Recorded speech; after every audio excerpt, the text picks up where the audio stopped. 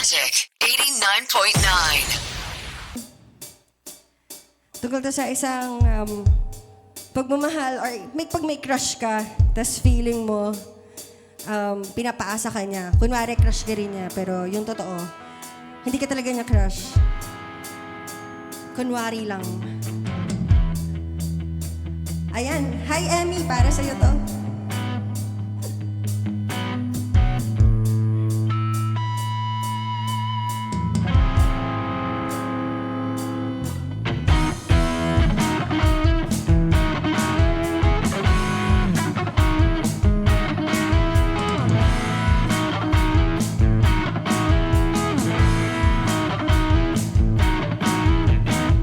Sabi mo, hintay ka lang.